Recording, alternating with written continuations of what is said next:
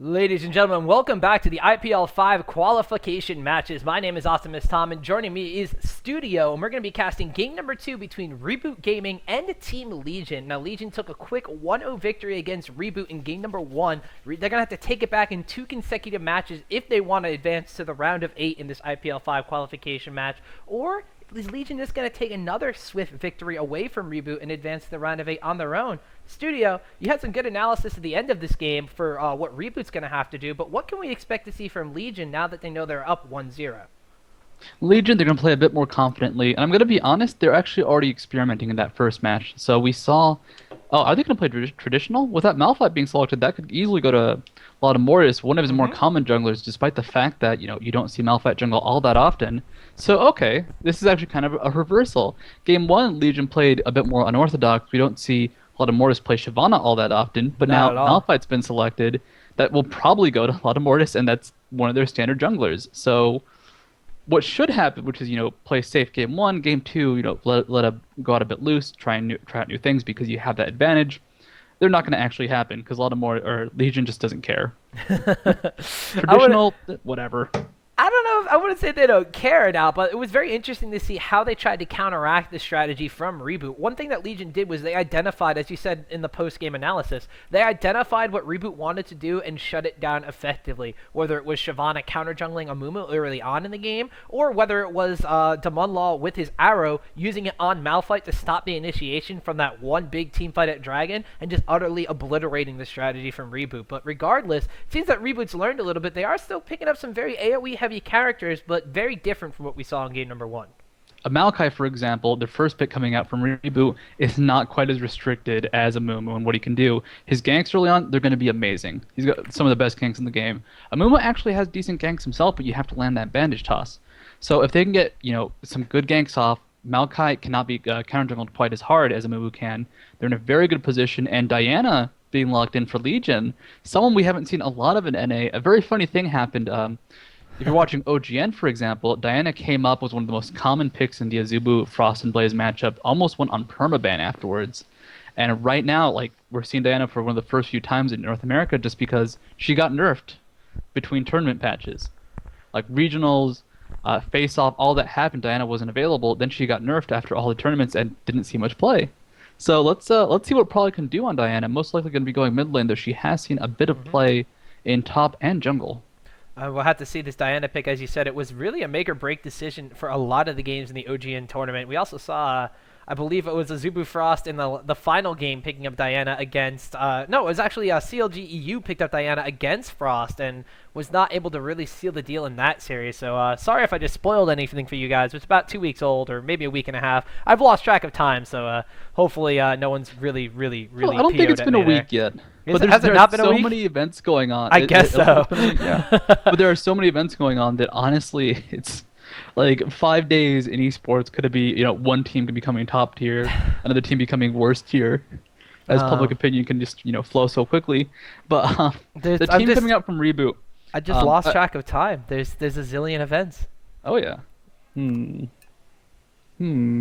zillion events? There's a joke in there somewhere. I don't think it's a very good joke, so let's just move. Not at all. Move right on. So I see Lulu being picked up from Reboot over here. Yeah, Dumo loves that Lulu, and I gotta say, I like the composition from Reboot a whole lot more, just because it's a little less predictable. Maokai, you can gank any lane with Maokai, and with Yorick, Lulu, and actually Gragas, all those are great lanes to gank for. With a bit of setup, for example, bot lane, Lulu can speed up Maokai. He can really get in there, get that twisted advance off, almost guaranteed. Mid lane, if Maokai comes in from the right angle, gets that advance off, Gragas can follow up with his very, very fat self, and a great slow is almost a guaranteed escape. So there are lots of good options coming in, and I like that. I like that they have availability in what they can do. Now, Legion, what's their answer going to be? Tryndamere being selected, so okay. That's a little more Cruise of the Bruiser friendly. There we go. Okay, I was about to say, a lot of weird things could happen if they pick up Tryndamere. I've seen him being played as a counter to Gragas in the mid lane to some effect, not the most, and that could have been an option. But it looks like we will be having, I believe, Cruiser on Aurelia. In the mid lane, we'll have probably jungle will be Mortis on Malphite, and okay, everything makes sense now. All right, this had to sort itself out. and Corki being played by Demon Lol, and of course Inubish playing Sona. With Ignite. With Gosu Ignite, Pepper style. Gosu Pepper. I don't know. Perhaps Nubish thinks that he can 1v9 the entire game by picking up Sona, much like Gosu Pepper can. However, we do have Ezreal and Lulu on this bottom lane, and something that Reboot was lacking in game number 1 was a decent amount of poke. Just from the sound of an Ezreal Lulu lane, that sounds like nothing but poke. That is one of the pokiest of poke lanes. I have to. I'm just watching Legion Summoners. I'm looking at Inubish and Demon Lol, and they both have Flash Ignite, which is pretty awesome, but also not really a good synergy because you can't spam both on someone in one engagement. Just waiting to see if they actually swap this up or do decide to run double Ignite. I don't know. We could potentially see the exhaust or just something support Nope. characters have been taking. Double Ignite. Oh, nope, there we go. Exhaust. Oh, the exhaust. There we go. Last second. Ha! They caught it. They caught it last second. Okay, this makes a lot more sense now. I thought they were going to do something very crazy, something very Gosu Pepper, but that will not happen. So Bala is going to be interesting because the poke coming out from Reboot is skill shots. Ezreal's not Arcane Shift, Mystic Shot, and Essence Flux. Lu's going to be using her Glitter Lance, as well as her shield. Is that Help Picks? Help picks. Help Picks, yes. So that's targeted, but you can use that to set up nukes with Glitter Lance from the creep wave. Mm-hmm. So the damage coming out from Reboot in that bot lane is going to be easier. There's going to be more of it, but it's going to be harder to land reliably. At the same time, landing Hymns of Valor as Sona is not a big deal anymore since they've increased the champion prioritization range. Mm-hmm. So you just have to be within range and you will land it on champion. And at the same time, Demon Lol, it's not too hard to land a Phosphorus Bomb, though it does miss sometimes. So if Reboot can land more of their damage, it's just going to be higher. They have more poke coming out. At the same time, though, Legion, they have a much easier time getting their own damage off, which it can be more important in that sense. I think having more damage and landing more damage aren't exactly the same thing. How do you feel about how important brush control is going to be in that game?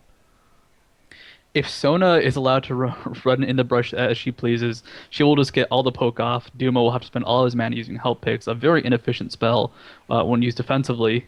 And we'll very quickly see Legion take the lane as maybe Pneumatic or Duma will be taking the half HP from the poke, and just a Flash, Phosphorus, Bomb, Gatling gun combination will take somebody out. All right, so perhaps we need to take a look at the brushes and see what's being warded in that bottom lane, or perhaps the top lane if they pull another lane swap on us, Studio. But regardless of that, speaking of top lane, let's talk about Yorick going against Aurelia. Now, Yorick has been a pretty safe champion choice in the past number of tournaments. I don't know, probably for the past couple months now. He's just been known as a champion who never loses his lane, but he's been paired up in these odd team compositions, such as even at IPL Face-Off or more recent LAN tournaments as well. He has a less than 30% win rate, I believe it is, and he's constantly paired with these Ezreal teams, and they're not really able to use his ultimate to full effect. There are a lot of weird things going on with Yorick that have actually come up within the past few months. A lot of this is actually between Azubu Blaze, who played TSM, and in that matchup, Yorick was more or less redefined for TSM. Like, Darius was playing him, and a lot of things went wrong. For example, he would use his ultimate on the AD carry. It's what you do as Yorick, and then use it to auto-attack. And that's one of the big things that Yorick does. You have double AD carry for a few seconds until they die or until the Ghost dies, and that's tremendous damage. Azubu, Blaze, what do they do in response? They kill the Ghost. The Ghost has very little HP in the early levels. Rank 6 and 11, or level 6 and 11 for Yorick, it doesn't have full HP. So it dies in seconds, even less than that, actually. So Yorick's actually getting progressively harder and harder to play as teams discover how to actually, beat him. Before, the joke used to be, all right, do you want to learn top laner? Pick Yorick, spam your ghouls, you'll be fine. 5,000 elo instantly. Just 2 days later, you'll have a billion elo. People are discovering, though, you can actually do well in Yorick against lane with certain characters, Aurelia being one of them. And if in the team fights, if Yorick doesn't properly control his Ghost, which is actually incredibly difficult to do because you have to A, use it defensively, and B, still do some damage with it. You can't just send it far away just to survive. If that happens, then, if you do not control properly, you will lose the fight most likely if the team responds appropriately. And Legion, they know this. They do indeed. So we have everybody summoning into the game right now. We'll be getting underway with game number 2 between Legion and Reboot Gaming in just a second. And my game is taking a very long time to load in for some reason, Studio. Have you loaded into the game? No. Okay, so it is not just me, which means it is very, very good. But we do actually have, interestingly enough, 2 melee champions in the mid lane. Yeah, that is kind of odd. Something that we really didn't see before. I guess it was only Gragas, who was that one melee character, Talon hasn't seen play in quite some time, so it's going to be Diana versus Gragas. Probably is going to have better auto attack harass if he can use his cleave appropriately. So auto attack 2 creeps, get 1 CS, 2 CS, hit Gragas, and that's going to be quite a bit of just pain coming down onto him. However, Gragas, if he's not getting hit by the cleave, he's going to have higher base AD because of his Drunken Rage. So we'll see how the lane plays out. Not a lane I've really seen that often. Diana definitely has a few answers to Gragas' gimmicks, though. If you land her Q, I believe the Crescent Slash, that right there will give you a chance to, ultimate to Gragas. He can knock you back, use his ult to get away, or uses just Body Slam to get away, and you can still keep chasing. So we'll see how this lane goes. Should be fairly unique. I'm gonna keep an eye on the mid lane to see how Diana's Pale's Cascade is going to fare against Gragas, who wants to try to body slam in and deal some damage. I feel like that could potentially turn very close trades into a Diana favored trade, so I'm going to keep my eyes peeled on that one. But we do have just everybody setting up for a fairly standard jungle start. Mortis seems to be going for his raids first. Is he going to be going for a red buff or not? I don't really know about this one. Normally you see Malphite's going for more of a blue route in order to get the cooldown reduction and extra mana to spam spells. I've seen that. Actually talked to Mortis about this in person. I asked, does Malphite really need the blue buff? Because you were thinking about actually giving blue buff away at level 2 from Malphite to the mid laner. And, well, he can get away with it. His base stats are so good for jungling. He's going to have very high AD, and he doesn't necessarily need to spam the ground slam. He may be a bit slower, yes, but if you give your blue buff to someone like Probably playing Diana, that's going to be a huge benefit, and you'll shut down the mid laner just by sacrificing a bit of your own EXP and own jungle time. And that is something that we did say Legion do that last game as well, as giving Morgana an early blue buff completely shut down Victor's early game harassment potential on her. It looks like actually they're still going to be going for that early blue buff. And actually mid lane, by the way, Iranium gets an early barrel off and already starts to control the lane a bit. So I really want to see how this plays off. Auto attacks will be of huge importance in this lane. It's kind of funny. We did have Maokai starting at his own wolves in order to get that safe route, not going for the rates that he normally likes to start at. And then we had Malphite, which is the brother to Maokai in the lore of League of Legends, starting at his rates and then going to blue buff like a Maokai would normally do. So a little bit of role reversal on the side of Team Legion. But we do have Mortis picking up an early blue buff. As you said, we did see bottom lane here, Sona and Corki being able to pick up the wolves on their side. So trying to counteract any fact that Reboot and Dumbo might be going for golems. That makes sense. That's why a lot of Mortis started with Wraith to go ahead and counteract the Golem start. Very smart little play there. I'm not sure who gets more experience in the end, but it's a way to keep balance, which is very interesting. Not something you commonly see, but it makes sense when you think it out. Though a lot of Mortis did sacrifice some jungle time to do so. We do see both AD carries at the same level and relatively the same experience, and the support characters doing the same, so it looks like it's pretty much an even trade in experience right there on the bottom lane. So very nice play by Legion, picking up that now that they are on the purple side, or the red side for the colorblind mode people, it just kind of works out very well. The Golem start is something that's very, very pesky, and one of the things that a lot of teams have been saying that they favor blue side for when they're going to be getting into tournament matches. So trying to even it out, that's a pretty cool tactic there. And of course, in that bot lane, they do have sustain on Sona, so Inuyasha's going to be using the Aria of Perseverance quite a bit just to keep the HP up. You can see the effects. How many health potions has Demon Lord used? Only used one. Namotic himself actually just using his first one, but Dumo in response, he's out of health pots, taking a lot of harass from Sona. Inubish, he still has his own health potion just because he's been using Aria of Perseverance, and Demon Lord himself has been taking quite a bit of that harass. Meanwhile, in top lane, we do see Mortis coming around after getting his red buff. York did push Aurelia back very, very far, but Camera's actually going to be recalling in a brush right there, so it does seem that Mortis going to be wasting a little bit more time in this game, standing in brushes, waiting for ganks that won't happen. I don't think I've seen Iranium miss a barrel yet. Every single barrel that comes out from him seems to just be pegging Probably, and you can kind of see the effects in terms of the damage being taken. Probably himself actually only has one health potion. Actually use the pull, try and keep Iranium in. Patootie has shown up, looking for that gank, but Probably's a bit too far pushed in.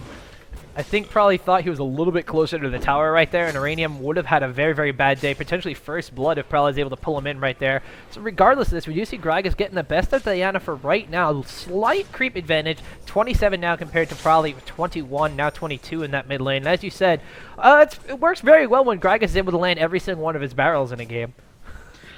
It's actually something interesting. We didn't really think about it, but in that mid lane, what makes Gragas' barrels hard to land? Not that they're the hardest to land, it's just that they're far away from each other, and you have reaction time. Top lane, Camera actually takes quite a bit of damage from Cruiser. He does have mana potions and that Meki Pendant though, so should be able to sustain with those goals quite easily. And Cruiser, that's the important thing about going up against Yorick. he will gain all his HP back. No one else can, so he will still be at half HP when he's back at full. So we do see another engagement, Blade surging forward, Equilibrium Strike, another Blade Surge goes down on the camera, Ignite goes off. There's a flash shot from Cruiser the Bruiser, using his E right there, the Omen of Famine, just to try to survive, and he does last through the Ignite. So Cruiser the Bruiser turning it down on the Yorick after Yorick actually decided to go onto Aurelia earlier on in the matchup, and taking advantage of Yorick, and taking advantage of the experience lead here, as Cruiser the Bruiser level 5, compared to Camera's only level 4, considering he had to go back early. And of course, Camera himself does not have a Ignite. He only has Teleport. So Cruiser could be aggressive in that situation because he knew there was not going to be any sort of reaction. Bot lane, you know, it's a very unique lane, I got to say. It's weird to see it because both teams are poking so much, but just because of the more consistent poke from Reboot, they're actually both very equal in terms of HP. Duma being able to sustain, somehow I'm actually not quite sure. But he takes a lot of poke, but just heals it up very quickly. It's very true. We do have, as you said, the Arya Perseverance from Sona. Damanlal actually only has 1 potion left, whereas Mnemonic and Ezreal has absolutely none. There's a Valkyrie forward on the Lulu trying to place a ward down. They do see Patootie coming through that Tri-Brush, and they are going to have to escape. Nubish taking a quick look, does actually have the speed up of the E, but a flash over the wall, as it's going to catch with Twisted Advance right there. So they're going to try to take Nubish down. He is very, very low, and Ezreal will land home and take up first blood. Damanlal is going to fall very shortly after that. Double kill being granted to Mnemonic, and now Reboot taking the first 2 kills of this game and about a 1.5k gold advantage. And this is what we saw all last game coming out from Legion, actually. What happened, Maokai roam bot, Gragas was right there to back them up. And what was happening last game was Reboot, they were trying to do something, and they just have good support coming in from the mid lane, from the jungler, and, you know, kind of turning the game around on Legion. I really like that play coming out from Reboot. Well, A, because they got kills, but B, this is what was happening last game. Camera actually top lane taking a lot of damage. Cruiser just gets the kill, walks right through him, just taking a bit too much harass, and Cruiser really showing his just aptitude playing Aurelia. Alright, Suit, I'm actually going to back up on that one because I only caught the tail end of the kill there. It does seem that Cruiser the Bruiser, just Camera at the tower, no creeps around, quick Equilibrium Strike, Camera taking a little bit too much damage, and a Blade Surge to seal the deal. So, very, very nice there as Cruiser the Bruiser nets himself a very, very quick kill. We did see Malphite in the meantime going for a little bit of counter jungling, found a fat man in the bushes and decided to pretty much run away right there, and not too much happening after that. Fat men in bushes are really something you want to meet. And I mean, top lane right now is going to be the big lane for Legion because they're killing Yorick in a 1v1 situation, which you do not want to happen. Unfortunately, I guess he just does not have the damage right now to go ahead and reciprocate Aurelia's heavy burst. Bot lane lots of damage coming out to Demon Lul. Those Mystic shots now hurting for quite a bit. 2 kills, both going to Ezreal in that bottom exchange. So, I mean, I knew Demon Lul, they gotta play careful now. It's no longer poke, it's now possible kills coming from every harass. That's the difference between a Phage compared to a single Doran's Blade with those Berserker Greaves on either side. We do see that Ezreal with 2.7k compared to Damanlal with only 2k, so 700 gold is what the CS and the kills are going to differentiate there. 54 CS compared to 56, 2 kills making up a huge, huge difference right now. And by going for that Phage first, Ezreal's going to be able to trade a lot more effectively than Sona and Corki, despite having the heal on the side of Legion. And actually, even Duma being very aggressive, taking down to half HP very quickly, actually has no health potions, does have the Philosopher's Stone for sustain, but that's still going to be scary for a Reboot. They do not have any sort of sustain. Mnemonic does not have a Vamp Scepter yet. When they do pick it up, they'll be a bit more comfortable, but right now, they still have to play relatively cautiously. Duma now has to play Radium has to be very careful. There's an unstoppable force from Laud Mortis out of the jungle. Probably did actually use his pull in there. Flash forward from Laud Mortis. Is he going to be able to get the final Seismic Shard down? Probably's going to go in and use the ultimate, not let Laud Mortis get the kill and blow there. Probably picking up a kill and securing himself a blue buff. Meanwhile, in top lane, we actually had Aurelia taking down Yorick one more time, despite Aurelia being pushed very, very close to her tower. Going to take another quick rewind there. Do you see Cruiser the Bruiser going against Camera, going in with a Blade Surge, Equilibrium Strike, and landing almost every single hit of the ultimate down. Ignite for the kill with style, and now Legion turn it back around the aggression on the Reboot. Actually, one of the big problems Yorick does have is, look at the item build coming out from Camera. He has boots, he has a tier, and he's actually picking up a Null Magic Mantle now from Mercury Treads. Normally, most top laners besides Yorick can go ahead and pick up maybe a Doran Shield, pick up some sort of defensive item to fight against Aurelia. Camera trying to go for that sustaining Yorick, where he just spams ghouls a lot, one for that tier, and doesn't have the defense to actually survive Aurelia's damage. Which is unfortunate because we can see the result. Cruiser's just getting out of control up there, up 2 levels. He can pretty much dive onto Yorick, and he's not going to give him a chance to actually respond. Which is very impressive. Actually, bot lane Laud Mortis has shown up. Does seem not actually spotted by a ward, but just the intuition of Legion coming into play as they both get back to the turret recall. Going to try and buy some items. Come back to that lane a bit beefier. No, Nubich actually not being allowed to recall as a Glitter Lance does actually hit home there and not going to let him go back. Sona does have a Philosopher's Stone compared to Lulu with basically the same exact items. Corki going back. Actually. Oh, we do actually have, looks like a dive here. Rainium not being able to pick up the kill on Prolly, and now Laudamour is going to get the Seismic Shard down in the slow and tower range, but Fat Man, nah, a little bit too tanky to go down that quickly. And top lane, Cruiser using his ultimate, just pushing out Camera at this point. Cruiser winning the battles of people whose names start with the letter C. And like, there's not much Camera can do right now. He's not being allowed to sustain. He's going out to his lane. He'll reach the far side of the enemy lane, try and get some harass off, try and get some CS off. And what does Cruiser do as a response? He just harasses him right then and there. And because Cruiser's not letting Camera get to the creep line, he can't use his ghouls. He can't use that Omen of, I believe it's that Famine? E? Yeah, Omen of Famine to actually sustain up. So he's taking damage as a response, and he can't do anything about it. It's very good play, very good lane control coming out from Cruiser that people don't normally talk about, but we can see the results. Camera just can't do anything. He's once again down 30 CS, just like that Jace game. Almost a full 2-level advantage on the side of Cruiser the Bruiser, and as you said, that's going to be a deficit that Yorick is going to be hard-pressed to overcome. We do have in the meanwhile in the bot lane, Jamalnaw activating the Gatling gun, going down into Demonix Ezreal. A couple pokes traded back and forth, that Phage giving Ezreal a little bit more HP, now picking up the Vampiric Scepter as well, so he's going to be able to trade even more effectively against Corki. But they do actually push back Ezreal and Lulu just far enough for Legion to come in here with Laudamour and Prowler and secure themselves the first dragon of the game. Something very awesome that happened at past exchange was Ezreal got a Phage proc with one of his Mystic shots. Dumo landed his Glitter Lance. Demonlo actually tried to turn around and get away, realized he could not move because of the slow, and then just took a couple more shots trying to do some more damage. The control in that bot lane is amazing, but I mean we can see the push presence coming out from just Ezreal on his own is not enough to actually keep the wave pushed up, so Demonlo could not go for that dragon. You know, Corki, it's hard to match with Phosphorus Bomb and Rockets, and the push is just greater on Legion. They're using it to their advantage for that dragon. This is very true, and we do actually have a little bit of an engage very close to Legion's tower. Help picks going down onto the Munlaw. In the meantime, we do have Sona trading blows with the AD carry Ezreal on the opposite side. So both teams, as you said, just continuing to push back and forth. The lanes kind of seesawing and hemming and hawing back and forth in either player's way. We did have Legion picking up the dragon, though, so they are actually ahead in gold with those extra kills they picked up very, very quickly. 16.4k to 15.2k. We had some motion actually in the mid lane here. Does seem that Yorick's going to be coming down. Probably dodges the explosive cast with his ultimate, then decides to go back to another creep with a Moonlight Beam on there. Probably is going to get dove. Those three members of Reboot Gaming are here, and unfortunately, despite some very, very slick moves, probably is going to fall to Yorick. A very solid gank coming out there. Camera doing what used to be the old adage for top lane: if you can't do anything, leave the lane. Which he has done so. Unfortunately, you know, he's still behind in CS, but he's at least being useful somewhere on the map instead of just dying to Cruiser. Actually, Laudamour walks into the bush, barely misses Camera, and you know that would have been a very annoying pick-off to once again die. I mean, right now we actually have Laudamour in the bot lane. They're gonna go for an ultimate. They're gonna go for initiate. Will he land it? Pneumatic does get the arcane shift off. Will that be enough? No, it's not. Actually, Nubish misses his ultimate, and they just walk out of that. It was a little bit of a misclick there from Nubich, deciding he was a little bit far behind, I think, and the crescendo just was not long enough. The Arcane Shift, very nice stop there. The Arcane Shift went off kind of at the same time as Unstoppable Force, so he kind of got knocked up into the air. Doesn't look like he got the full travel distance on that one, but unfortunately Sona just a little bit too far behind to that one to follow up, and a nice escape on the bottom lane from Reboot. But in top lane, meanwhile, Camera trying to get a little bit of CS, and Cruiser says no. Look at the damage going down from Aurelia, securing yet another kill on Yorick, if he's worth any gold at this point. Still an extra 200 in the bucket. So despite the lack of success bot lane, we can see that right now Cruiser, he's got top lane. In that island that is top lane, he has won it. There's not much that can be done to stop him. It's not even that Maokai needs to go up there for a gank, it's that Maokai needs to go up there for 4 ganks.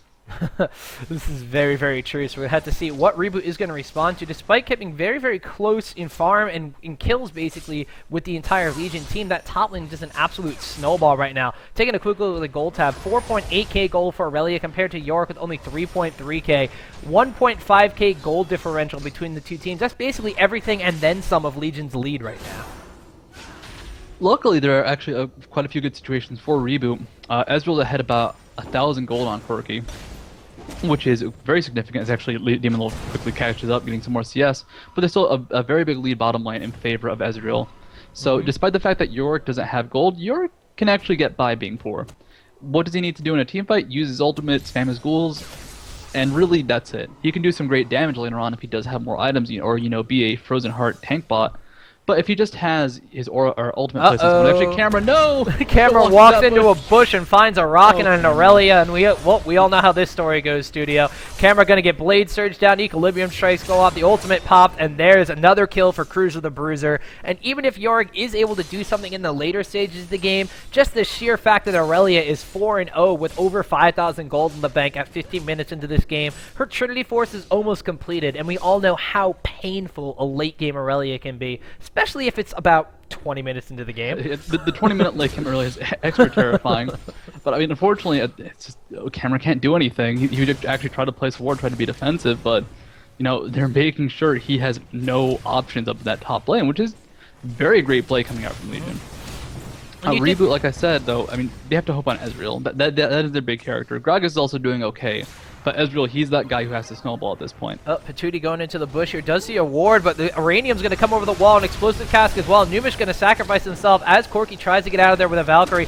Body slam does land, but a flash comes out from Damunla. Now over the wall. Here comes Prowly with a flash. Trying to get some damage on. Does pull in Patootie. They're getting very, very low. Mnemonic as well. Prowly's going to take down Maokai there. Lulu ultimate goes off the Wild Growth as Lana Mortis is now in the fray as well. Double kill will be picked up by Prowly. And now Reboot, after the 4-man dive, is on the run. Lana Mortis has an ultimate. Used it in that fight to secure some kills. Seismic Shard does land down onto Duma, and there's a flash over the wall from Prowly. He's going to pick up a kill on Lulu. 3 kills for him in this fight. Damunla has even rejoined the fight and probably going to go back in, get the unofficial quadra kill as he picks up 2 doubles. Yorick coming in from top lane is going to have to try to run away from here. Might just wind up trying to suicide on towers, but is just going to take a couple tower shots, running between Legion's 2 towers. And Legion coming in full force to aid their bottom lane when they are in a time of need. Pick up 4 kills to 1. And what was actually a great little pick-off, getting Sona out of that exchange, even though they had that ward down, was going to be awesome for Reboot, but the back was too strong. Nimlo able to play at just the right angle where he stayed aggressive enough where it looked like he was trying to deal some damage, but defensive enough where he could still retreat and bait all of Reboot into that just amazing, that was just a little trap right there. Sacrificing a Sona for 4 kills is not a bad situation. And they actually don't even try and stop Camera, really not being worth it. Oh, he did pick up a kill, never mind. He is worth gold again. Yeah, he is technically worth gold right now. He did pick up a kill a little bit earlier in the mid lane as the triple dive on Prowly went down. But speaking of Prowly, he's gone from 1-1 to 5-1. So Gragas in that mid lane at 0-2-2, not going to be too happy. Nubish actually was up a little bit far without Damunla at all. He's taking a lot of damage, but there's a great crescendo going down. Ezreal taking a lot of damage, and they're going to pick up a kill on Ezreal. Like you said, a good flash from Sona to survive. She's taking a bit of damage from the Glitter Lances, but Damunla now hammering away with his own phage, getting those procs off. Lulu's going to have to pop the ultimate on herself. Wild Growth goes down, and Damunla decides not to tower dive there and take unnecessary hits. They do see a Maokai coming in through the jungle area. Did not want anything shady going on. So securing 1 kill for none. Legion's keeping the lead very, very safe. This is the point they're in. They know they're ahead 6 kills. They know they don't actually have to take big risks. Oh, actually, 7 Cruiser, kills. once again, just kind of kills Camera. And, Cruiser does have not quite the Triforce, but he has enough items, just enough levels where Camera has no option. Actually, the Ghoul is trying to fight Cruiser right now and still gets taken out. So as Cruiser, this all 2 goes kills. on, 2 kills now for the that price of Camera's 1. dead, now that he doesn't have that teleport, Dragon is being taken by Legion. So they have control of the map, they have control of the lanes at this point. The lanes that they were losing, they're now winning. The lanes that they were winning, they're now destroying. And we did actually have Reboot not going for Dragon, not even going to stop Cruiser the Bruiser in this solo lane. They are just kind of going and trying to farm themselves up. They want to try to keep that advantage that their bottom lane had a little bit earlier on. Ezreal has completed his Trinity Force, so if there was ever a time to try to make something happen, it's this mid-game portion with that Trinity Force on their AD carry. However, the bot lane, Lana Morris was actually counter-warding himself, has an Oracles right now, and, going for that 2v1 fight that Legion would have been in favor of, or would have been in favor of Reboot, they could not because they knew Lana Morris was nearby and would just kill them in response. So, do they have any wards down? Okay, they have 2 wards down on Reboot, both in the bot lane, and it's unfortunate because they really just don't have a good answer to what's going on. And once you get the Diana snowball rolling, there's really not much you could do to stop it. She has picked up an Abyssal Scepter to try to combat the magic damage from the Yorick Ghouls, the magic damage from Maokai, of course Gragas dealing a bunch of magic damage, and even the magic damage on the spells of Ezreal. There's a lot of magic damage on the side of Reboot Gaming Studio. And of course, oh actually, wait, top lane Camera goes down one more time. He's stuck up there. He can't farm. He can't do anything. From now And on, bottom whenever lane- I hear a oh, ping Pneumatic. going down, I'm just gonna go into top lane. But there are 3 members of Legion in the Oh, bush. Pneumatic, no. Look at everything going on to Ezreal. Wild growth goes down, but it doesn't matter. Probably's gonna chunk through the HP with backup from Damunlaw and Inubish. Double kill being picked up once again, and probably showing us why Diana had been permit banned from the past couple tournaments. At this point, well, what does Reboot do? It's the 20-minute mark. They may actually surrender again, but they don't really have options. As actually, they do surrender. GG GL coming out from Reboot.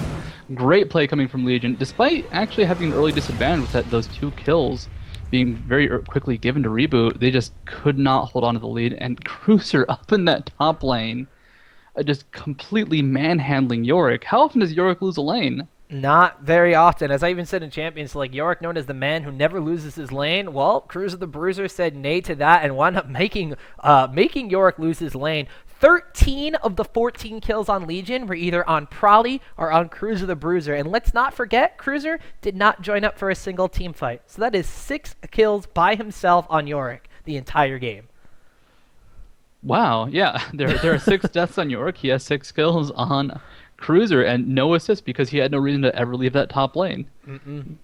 As it's just an unfortunate side effect. Legion, they have the experience. I mean, I believe Mortis, Inubish, and Demon Lul.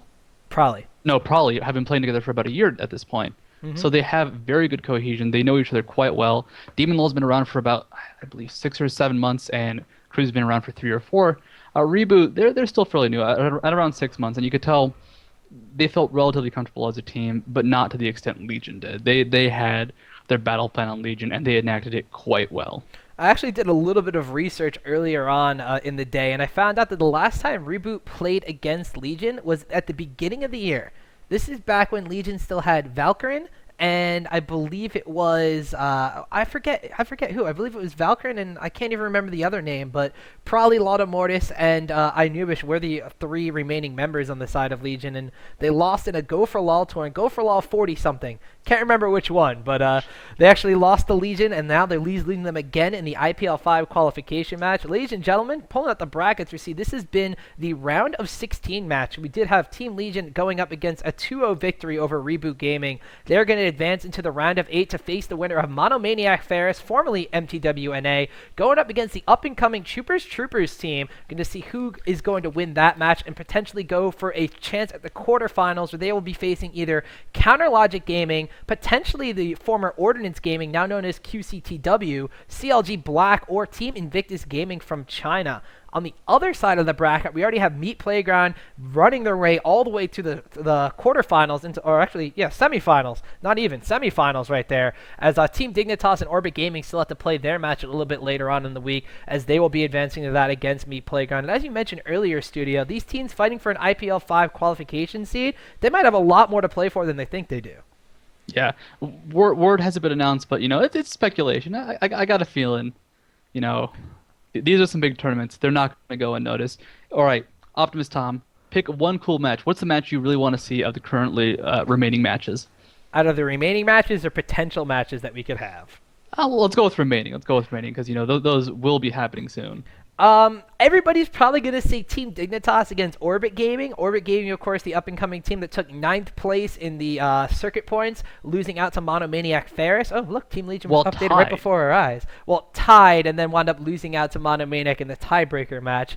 I really want to see Monomaniac Ferris go up against Troopers, because this Troopers roster, a little new to the scene, but very, very impressive. We've seen them in the IPL Face-Off tournament. I think we saw them in the last IPL 5 qualifier match as well, going very, very far. I want to say it was to the round of 8, if not farther. So I've got my eyes on the up-and-comers. And actually, a very big shout-out to Trooper himself. I believe he actually was kicked out of his house because he's trying to pursue homeless this for a bit.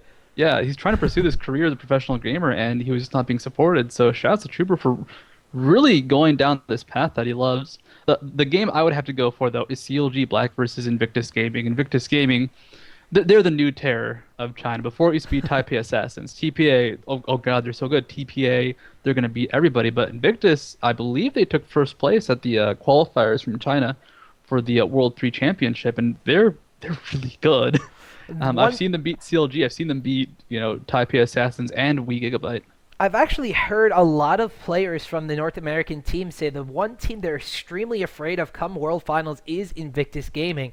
Not just because of how good they are, but because of how scary their team compositions can be. I've heard stories of solo mid APE. I've heard stories of very awkward junglers. I've heard stories of champions I didn't even think could see competitive play light. And this team somehow turns them into completely viable tournament-winning players. So it's going to be very exciting to see Invictus Gaming not only at the upcoming World Finals, but also in this IPL 5 qualification match, going in the same side of the bracket as Counterlogic Gaming, who they beat in a show match. Like, I want to say it was 5-1 or something like that. Oh, it was a crush. The CLG barely took the game they got. It was just Invictus Gaming to say, CLG, it's great that you're in Asia, but we have to show you that we're actually much better than you. And like the games they were all stompy too. They weren't even close games. Invictus Gaming, though, they do have a bit of a disadvantage. They are playing on the North American servers from Asia, so they will have to deal with ping. But actually, that's how teams like that's how they started off, actually. Furrystyle, their AD carry, used to play on North American servers and learned a lot of prediction just by playing with 200 ping. So we're going to have to see if Invictus Gaming can be able to take down CLG Black, or is CLG Black not going to be known as CLG Black for much longer at the upcoming Season 3 rules. Can they come in and kind of show their brother team what exactly is up? But regardless of that, ladies and gentlemen, we have had Team Legion beating out Reboot Gaming 2-0, securing themselves into the quarterfinals matchup, potentially against Monomaniac Ferris or Troopers, whatever team it will be decided a little bit later on in the week. That is going to be it for us tonight, ladies and gentlemen. If you want to tune in for more IPL 5 qualification matches, they are going to be going on tomorrow night, I believe Thursday night as well, and potentially into Friday evening, just in case you guys have no life, such as myself. I know Studio won't be here. Studio's a pimp. Oh yeah, no, I'm playing. You know how I roll. Life. This is very true. Well, Studio, if you're in the club and people want to get a hold of you, where can they find you on the internet? Well, you can tweet me in the club at twitter.com/leagueofstudio. I'll tweet any pictures of dogs I see while in the club, and you can also find me at leagueofstudio.com. Optimus Tom, what about you? Well, on Friday nights when I'm normally playing Magic the Gathering, you guys can tweet at Optimus Tom, and I'll be able to respond to you in time while I'm not waiting for my opponent to make a combat phase declaration. But other than that, you guys can also find me over on ggchronicle.com. My show's In the Zone, and I see what you did there. But regardless of that, we have lots of more awesome IPL 5 qualification matches coming up later on in the week, as I said before. Ladies and gentlemen, that is going to be it for us tonight. If you've enjoyed this, of course, you have all the IPL stuff you can check out as well. You'll see that on the closing graphic, no doubt. But other than that, guys, we are going to leave before I start talking over myself and tripping over my words. And I guess we'll see you guys a little bit later in the week.